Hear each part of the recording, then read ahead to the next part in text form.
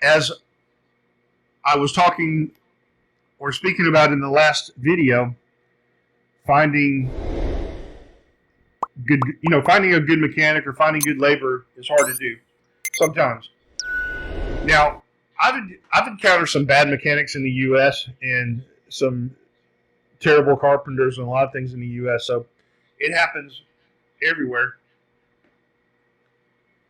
And I have people in places like Rio and other places always telling me that finding a good mechanic or a handyman or something like that is really difficult. They're always unprepared and so forth. Now, with that being said, in Maka A, I don't have that problem, or I haven't really seen that problem. So, just to mention that this is the heart of Rio dos Ostras. So, this is where most of the tourists are. We're going in this area. So, if you look to the left and right, you're going to see like crowds of people walking back and forth, walking from the beach or shopping or doing other things. So, a lot of these people here are tourists. And this economy right in this area is designed for tourists. They set up a big Christmas display a couple years ago, and I went to it.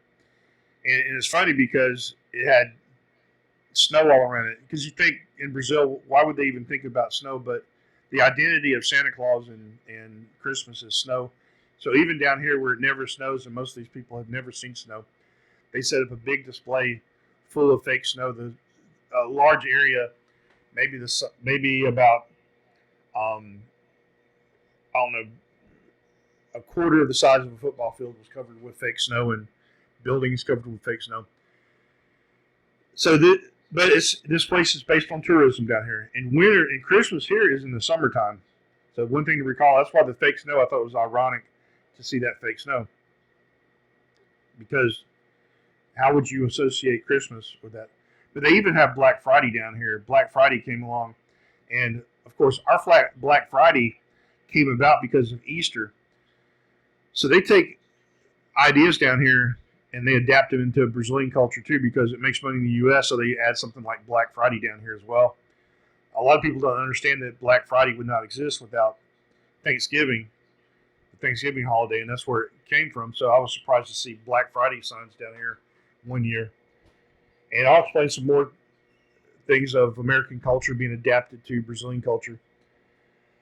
But going back to the labor, now I never have a hard time finding good labor, good handyman, because my theory is that people come to Macaé who want to work in the petroleum industry. So the people that come down here, they leave, they might leave a life behind where they were, and they were probably more mechanically inclined and had a positive attitude about being able to get into the industry. But the market is flooded. A lot of people want to work in the petroleum industry, and there's a lot of difficult criteria. And the other thing is, of course, limited space as well. So people trying to work offshore, they come down here and they don't get a job. So what do? They start their own companies. They start maybe doing things on the side.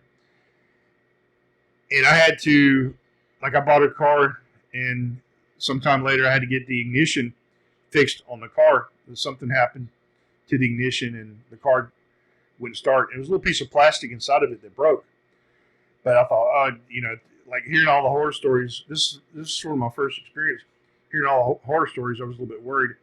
But there are a lot of locksmiths down here, and whenever I need somebody to work on my car, I always talk to my dealership. And everybody that they've sent me has been excellent. So they recommended a locksmith. I took the car there. I was able to get it started and drive it there. It was a little bit difficult, but I did it. I had to mess around with it. And when I got to a shop, he came in there and he had to take my steering wheel off and everything, stripped it down. But you could tell he knew exactly what he was doing and completely confident. Put it back together, and it's worked perfect since. One time I needed to replace a battery. Called the guy, and he sent me to a good mechanic, or actually gave me a number. Called the guy, and the guy was there in 5 minutes, 5 or 10 minutes with the correct battery, and he installed it in 5 minutes. And the price was decent. Had all the tools you needed. Had a brand new battery, good had brought the best battery. I told them bring the best battery that there is, and it's been. I haven't had any problems ever since then. The workmanship was good, everything, and the mechanic that I've been to a few times, he does an excellent job on the car. Every time I've taken it there, doing. I just have like once every 6 months I'll take it there, and he'll do, he'll go through the entire car and fix things. There was a dash light that wasn't working. I wasn't even aware of it, but the light basically showed what gear I should be in. And even though I know that, but it's still there and it should be working. Who knows what else might have not been working with that light out with these modern cars. But he fixed it. He found problems that I wasn't even aware of and fixed them. And it's my car, it's good workmanship, good price. One time I had one of my mud flaps kind of came off, so I took it there. He didn't even charge me. I didn't have the tools to do it, and he went in there and fixed it in I don't know, maybe 5-10 minutes. Had one of his guys fix it and didn't charge me a dime. So I'm satisfied with the labor that I've received down here. I've had people complain and just really trash it down here, like Brazilians. And it could be bad other places, or maybe I've been lucky. And who knows? So if you look ahead, there's that volcano again. So you can see that volcano in the distance. And we're going to pass close by that. I don't know if we're going to have a better view than this right here, but we could. So now we're sort of heading out of the tourist area, and we're kind of getting ready to go into another town. So these are some nicer beaches. I mean, these are also tourist areas, but we're getting out of this congested city area. Now, that doesn't mean we're going to get away from the traffic. There's still going to be some traffic there, but we're about to head into some other places where some nice beaches are, and it's beautiful scenery. So everything down here is going along this road. You have some really nice views. It's going to get better as we go through here, and it's interesting. So going back to the American Confederates that were down here, one thing that happened with them since they were experiencing war, Brazil also had a war with Paraguay, and there was Argentina and Paraguay, and another country, I forgot which one it was. I have to go back and look at that history, and I'll read about that and I'll talk about it. I know a little bit about it, but the main thing that I know is that they wanted the Confederates to help them out, and they did a little bit because they were sort of a second-class citizen down here. And I think the main reason why Brazil invited them down here was to get things out that they could out of them, and kind of exploit their knowledge of military and other things. So this war down here that happened in Paraguay, Argentina and Brazil, and I think it might have been Uruguay or Bolivia. I can't remember which one, but they fought against Paraguay and basically killed every male in the population. So there were no men left in the population. So everyone in the population of Paraguay has, going to have mitochondria DNA that goes back a long way, but their chromosomal DNA will only go back a short period of time, and it'll go to, Argentina, mostly Argentina and Brazil. Well, there were also a lot of Italians and Germans that migrated there as well.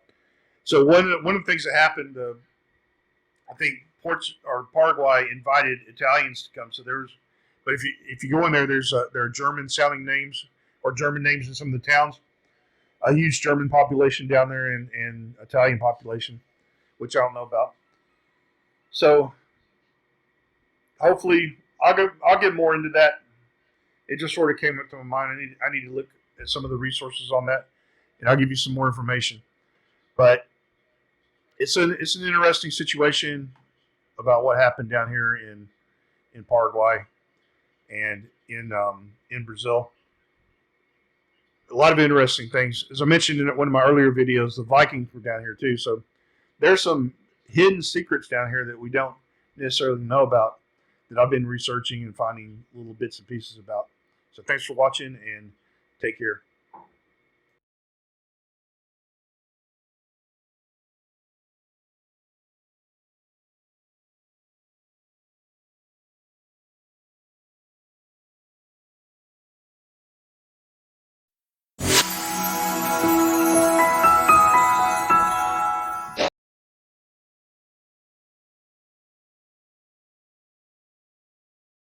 Thank you for joining me on this Brazilian adventure. If you enjoyed exploring Brazil with me, don't forget to give this video a thumbs up. Subscribe to Lost in Brazil for more exciting content and hit the notification bell so you never miss an update. Share your thoughts and questions or suggestions in the comments below. I love hearing from you. And until next time, obrigado and safe travels.